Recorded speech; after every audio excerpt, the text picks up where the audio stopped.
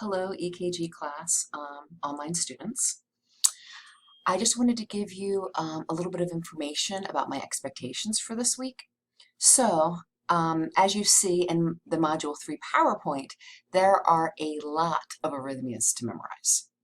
So what I recommend that you do to memorize all of them is break them up into sections and create note cards for each arrhythmia.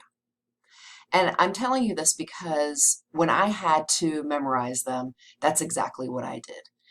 Even though note cards are a little bit old-fashioned, they still work and they're still really effective.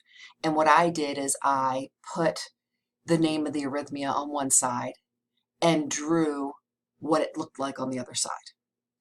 And what you're going to have to do for these arrhythmias is be able to identify them by sight. And for the purposes of this class, I am giving you the same EKG strip for each arrhythmia. So even though there will be variations, what I want you to do for the purposes of this class is be able to memorize what each one looks like given the same exact strip. So what I did first is I created note cards for the sinus arrhythmias. And this is normal sinus rhythm. And then you will have a sinus arrhythmia. And then you will have sinus bradycardia and sinus arrest and sinus tachycardia. Just to explain a little bit the differences, I'll go over them since we are kind of virtually meeting now. So normal sinus rhythm, you'll be able to see the P wave, a little bit of a space, the QRS wave, and then you see the T wave. Very often the U wave is not very distinguishable, but sometimes you may see it. So this is what normal sinus rhythm looks like, and you know from the previous PowerPoint, what we would say here is this rhythm strip, 1, 2, 3, 4, 5, 6, 7, has 7 R's. R values are R points. So what we would say is these R points translate to 70 beats per minute. And the reason why is each rhythm strip I'm giving you is a 6-second rhythm strip. And what you do is you take the 7 R points over 6 seconds, and then you multiply by 10 on both the numerator and the denominator. So that would be then translated to 70 beats per 60 seconds or 70 beats per minute. Okay, so sinus arrhythmia, what's happening here is it looks normal and sometimes can be confused for a normal rhythm, but what you will see is there's a long pause. So the sinus arrhythmia, what's happening here is it's having trouble kicking off the rhythm. So these R values will be spread apart a little bit before the next heartbeat gets kicked off. This is sinus bradycardia, and as you guys have studied at this point, bradycardia means slow heartbeat. And so a sinus bradycardia is characterized by fewer than 60 beats per minute with a regular rhythm strip. So this is 30 beats per minute, and this is considered sinus bradycardia. Sinus arrest essentially means that you skip a beat. And you can see that happening here, and then the beat is skipped, and then the sinus rhythm continues. This is sinus tachycardia. And you can see in this 6-second strip, there are a lot of beats that happen. And so this is basically what I want you to be able to recognize landmark-wise. As you're looking at these rhythm strips, recognize the landmarks that characterize each rhythm. And so for all of the sinus rhythms, make your note cards and then learn to distinguish between all of them as you are memorizing the sinus arrhythmias. And then we have the atrial arrhythmias. So one of the things that's happening is the atrial rhythm, or the P, isn't kicking over. And so essentially the QRS compensates. And so you see the lack of P here in the wandering atrial pacemaker. So what's happening is the AV node is not kicking the signal out. And so, I'm sorry, the SA node is not kicking the signal out, so the AV node is taking over. So you see, you don't see a signal here for the P value, and then the QRS happens because the AV node is taking over. Here are PACs, which are premature atrial complexes, and so what you will see is, once again, there's an issue in the atrial rhythm.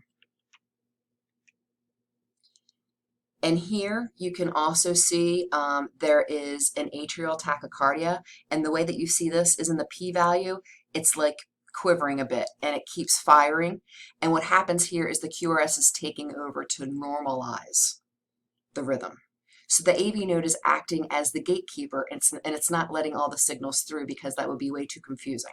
But this is still atrial tachycardia. And here's atrial flutter. The way that I remember the landmark here is it looks like, to me, like butterfly wings or a flutter. And so that's how I memorize this particular set of landmarks.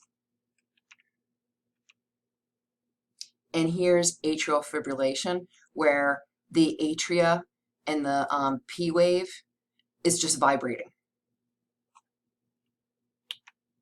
So at that point, what I would do is to take all of those and memorize the landmarks and differentiate them. And once you can do that, put the first two sections together with your note cards and go through those.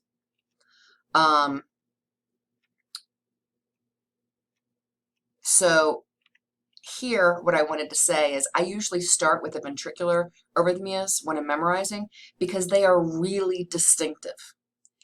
So here is a premature ventricular complex. So one of the QRS waves just doesn't fire properly. And this is a pretty distinctive looking arrhythmia. Here is ventricular tachycardia. So the QRS is quivering so hard that it's knocking out every other signal. And this is pretty distinctive looking.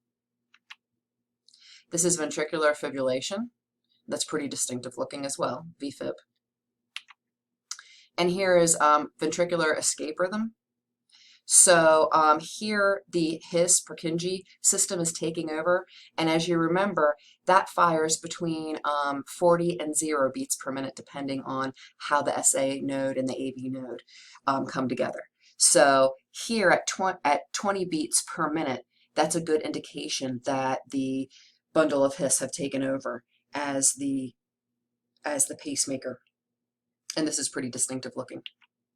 And then asystole is pretty distinctive looking. So those are 3 of the 4, and I did skip over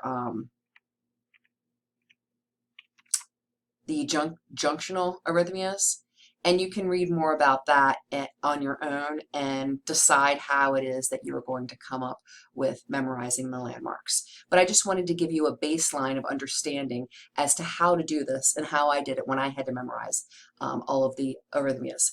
This unit is the hardest part of the class, obviously.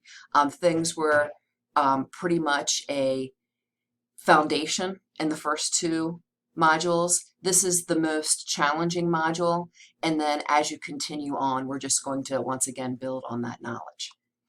So that is the overview of the PowerPoint for this class. And on your quiz, you will see the rhythm strips, and at that point you will differentiate those rhythm strips. And our quizzes, as always, you can take them as many times as you want. I also wanted to talk a little bit about the laboratory demonstration. So here's what I'm looking for. When I teach this class and we go into the laboratory, I try to make this as unintrusive as possible for classroom purposes.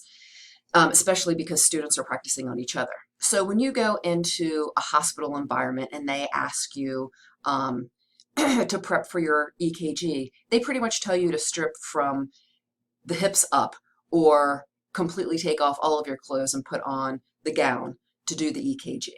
I'm not going to ask you to do that to your partner or anybody that you are working on. If you can get a man to agree to be worked on and put the electrodes on his chest, great. Women are a little bit trickier, and it will be tricky for return demonstration, so this is what I suggest that you do. Ask the female to wear a solid colored t-shirt, and you will then just demonstrate on top of the t-shirt how and where you would place the electrodes. And if you have a male that's also a little bit shy, you can do that too. I'm not asking anyone to take off all of their clothes to learn how to place EKG electrodes. So that is what I'm looking for you to do in your laboratory demonstration. So then you can use, I have a sample, I'll go back and pull that up. I have a sample.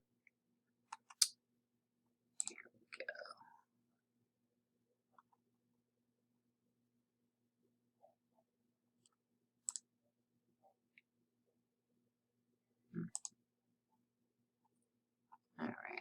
So what I'm looking for is I have in one of the sheets that I hand out to you, I have